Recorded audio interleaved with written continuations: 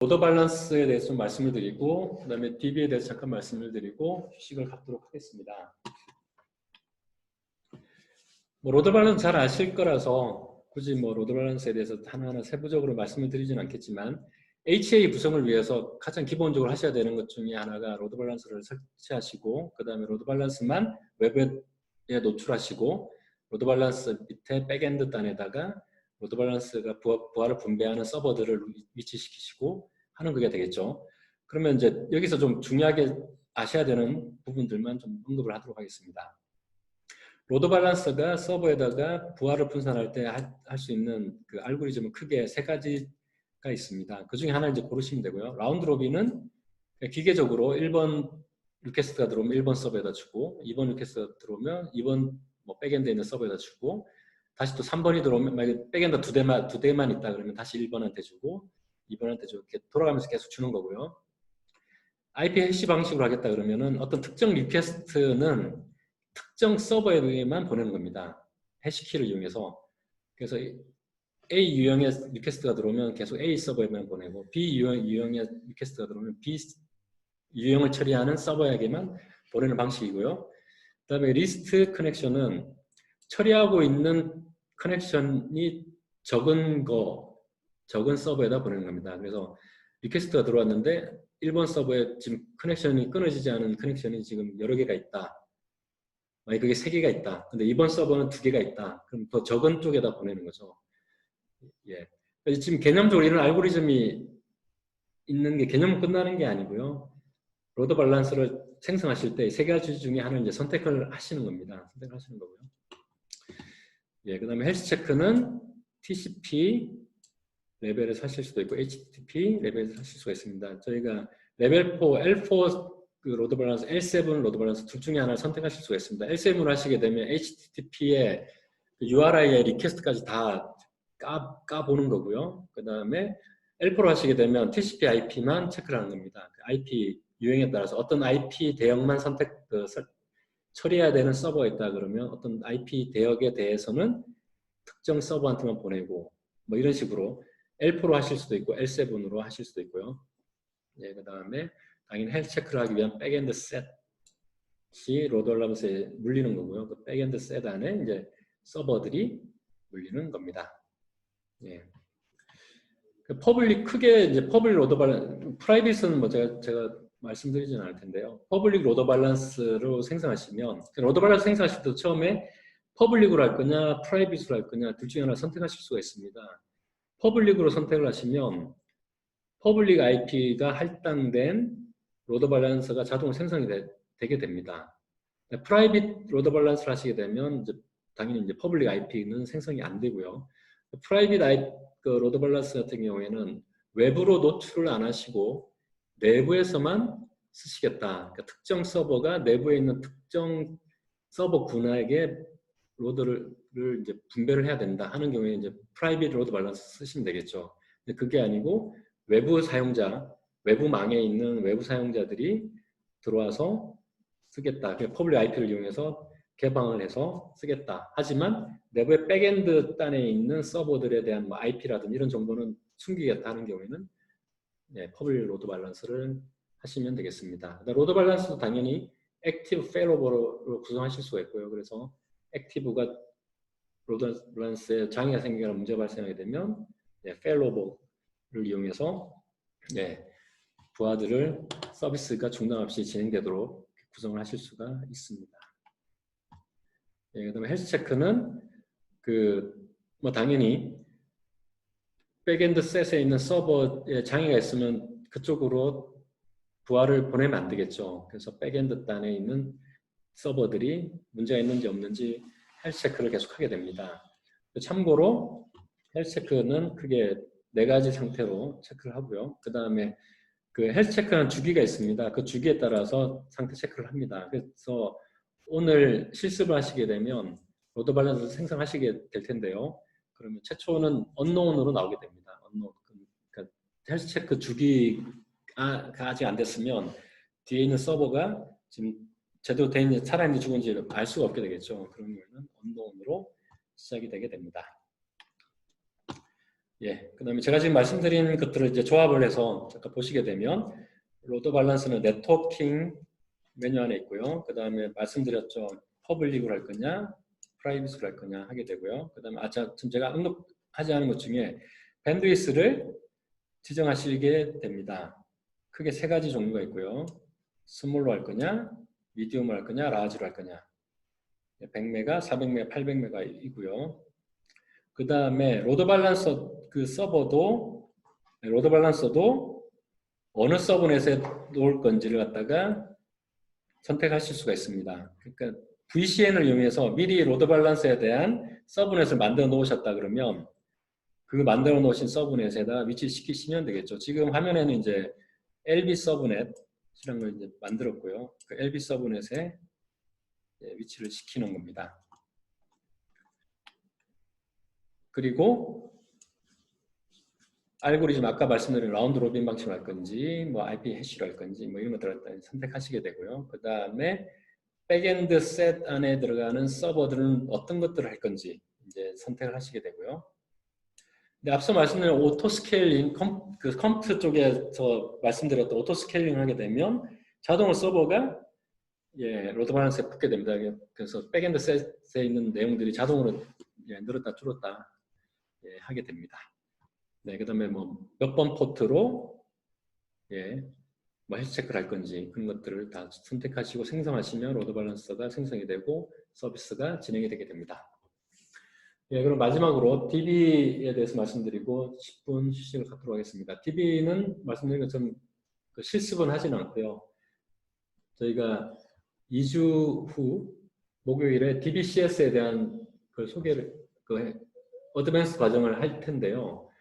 DB를 담당하셔야 되거나 아니면 DB를 뭐 생성하셔야 되거나 하시는 분들은 그때 꼭 참석하셔서 DBC에서 생성하시고 그 클라우드에 데이터베이스 생성하시고 그 다음에 데이터를 임포트하시고 하는 것들다가 편정을 해보시면 도움이 되실 거라 생각이 듭니다. 저희 오라클 클라우드에 들어가는 DB 서비스는 크게 두 종류입니다. 오토노머스 데이터베이스, 그다음 오토메이티드 DB 서비스. 저희가 클래식에서는 오토노머스는 없었고요. 오토메이티드 DB 서비스만 있었습니다. 그 오토노머스, 그다음 오토메이티드는 크게 어디까지 오라클이 관리해 주냐, 그다음 어디까지 자동으로 해주냐가 크게 다르겠습니다. 그래서 오토노머스 같으면 패치나 뭐 이런 것들도 다 오라클이 다 알아서 해드리고요. 그 다음에 뭐 튜닝을 위한 것들도 다 자동으로 해드립니다. 튜닝은 인덱스 생성, 삭제까지도 다 오라클에서 다 진행을 합니다. 오라클 진행한다는 이야기는 오라클 그 데이터베이스 전문가들이 만들어 놓은 룰에 따라서 폴리시에 따라서 자동으로 뭐 속도 튜닝, 오토 튜닝을 하다가 필요하면 인덱스 자동으로 걸고 그다음에 이 데이터 내용들이 바뀌게 되면 인덱스를 자동으로 지워주고 이런 식으로 다 오라클 데이터베이스 해드립니다. 패치도 자동으로 다 해드리고 그 다음에 CPU 오토 스케일에 대한 부분들도 오토노머스는 자동으로 다 해드립니다. 피크 타임이 되면 오토 스케일링을 이네이블 시켜놓으면 3배까지 CPU를 자동으로 늘려드립니다. 그 다음에 피크 타임이 줄어들면 CPU 사용량이 줄어들면 또 3분의 1까지 줄어들고 하는 것들을 다 해드리는 게 오토노머스이고요. 그 다음에 반대로 오토메이티드는 패치도 고객이 직접 하시고요. 그 다음에 데이터베이스를 설치하고 뭐 하는 부분도 직접 하시고 다 뭐 직접 다 하시는 겁니다. 근데 지금 이 차이, 오토메이티드는 그 OCI의 서버를 만드신 다음에 DB 어플리케이션을 다운받으셔가지고 처음부터 설치하시고 하는 것들은 그거는 그냥 인프라스트럭처 IaaS를 하시는 거고요. 지금 말씀드린 오토메이트 DB 서비스는 설치에 대한 부분들도 오라클에 제공해드리는 프로세스를 밟아서 하시는 겁니다. 그러면 이제 백업이라든지 이런 것들도 오라클 클라우드에서 제공해드리는 서비스를 활용하시는 거고요. 한마디로 파스를 이용하시는 거고요. 네, 그렇게 다릅니다. 그 다음에 오토노머스 데이터베이스는 크게 데이터 관리, 데이터 활용을 어떻게 하시는가에 따라서 데이터 웨어하우스, ADW, 오토노머스 데이터 웨어하우스, 그 다음에 OLTP성의 데이터 트랜잭션을 위한 서비스를 위한 오토노머스 데이터베이스인 ATP, 오토노머스 트랜잭션 프로세싱이라는 ATP. 크게 두 가지, 이제 용도에 따라서 두 가지로 나뉘고요. 그다음에 오토메이티드 DB 서비스 같은 경우에는 엑사 클라우드 서비스를, 엑사 데이터베이스를 클라우드 서비스로 활용하시는 엑사CS, 그 다음에 일반 데이터베이스를 이용한 DBCS로 구분이 됩니다. 그래서 제가 크게 오토노머스, 오토메이트 두 개로 구분을 해드렸고요. 그 두 개 내에는 기능에 따라서는 ADW, ATP로 오토노머스 데이터베이스에는 있고요.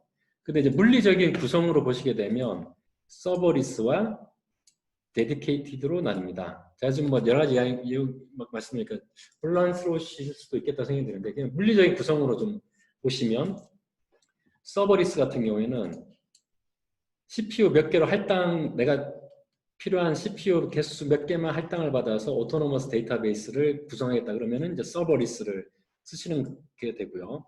왜 서버리스느냐 그러냐면 서버가 어디에 위치해 있는지, 뭐 서버의 이름은 뭔지, 서버의 뭐 IP는 어떻게 되는지 이런 것들에 대해서 서버의 존재 자체에 대해서는 신경 안 쓰셔도 된다.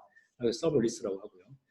반면에 이제 데디케이티드라고 그러면은 오토노머스 데이터베이스의 하드웨어적으로 통째 서버 하나를 갖다가 다 쓰시는 겁니다. 데디케이티드. 오토노머스 데이터베이스는 엑사 데이터베이스 기반입니다.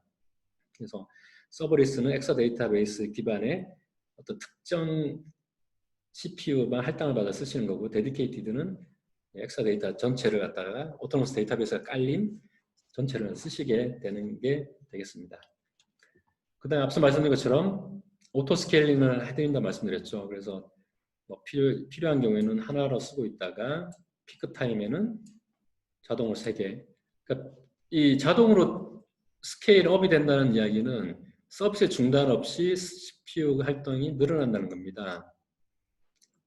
네, 오토노머스가 아닌 경우에는 CPU를 늘리실 수도 있을 텐데요.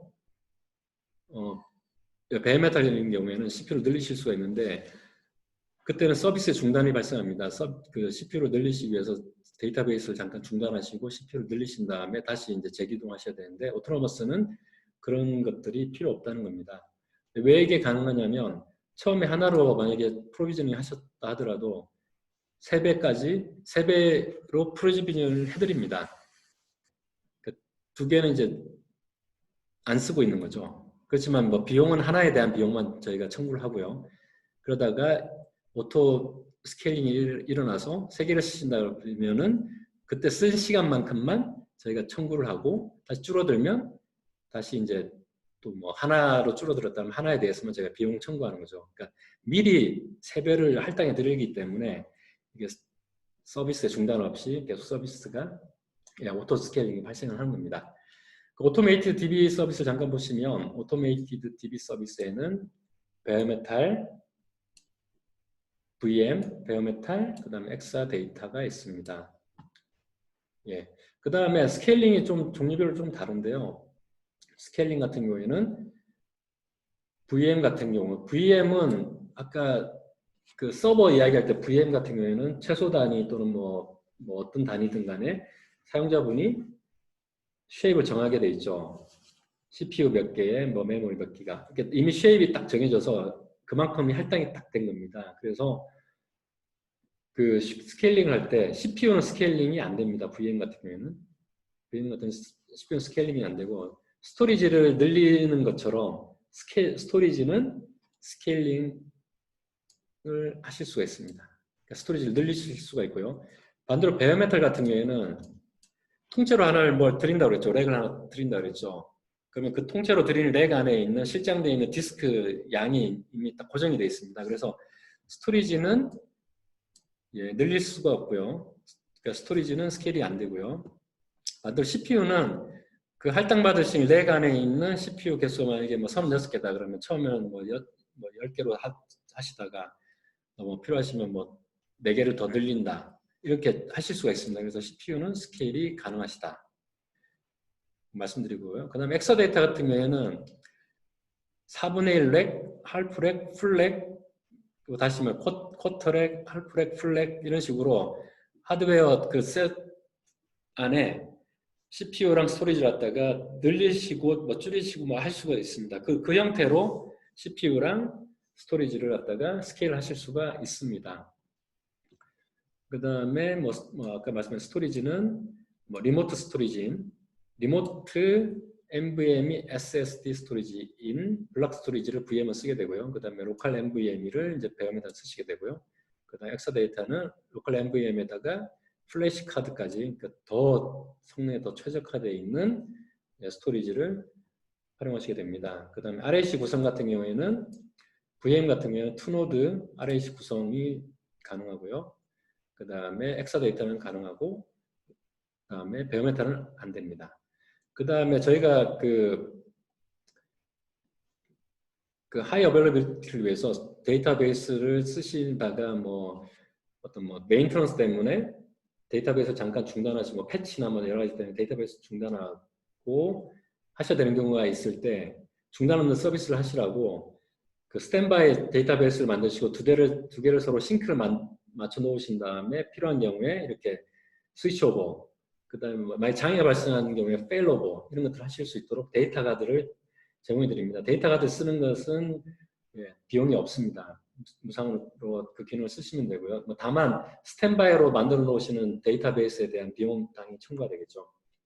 이렇게 데이터 가드로 하시는 것들에 대해서는 세 가지 모두 다 가능하다 말씀드리겠습니다. 그 다음에 데이터 잘 아시는 것처럼 데이터베이스 에디션은 뭐 스탠다드, 엔터프라이즈, 하이 퍼포먼스, 엔터프라이즈, 익스트림 퍼포먼스 이렇게 네 가지 종류가 있는데요. 이건 설치하실 때 DB를 설치하실 때 에디션을 이용해서 설치를 하시면 되겠습니다.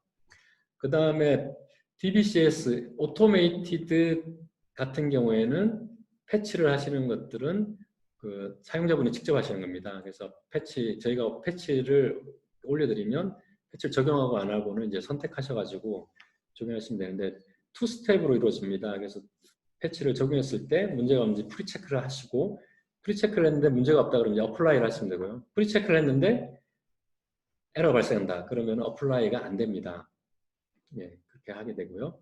그 다음에 DB 생성하실 때 백업 포맷을 어떻게 가져갈 거냐로 이제 선택하시게 됩니다. 그러면 그 선택한 거에 따라서 백업이 이제 주기적으로 처음에 풀 백업을 한번 한 다음에 그 다음 인크리멘탈 백업을 계속 하게 됩니다.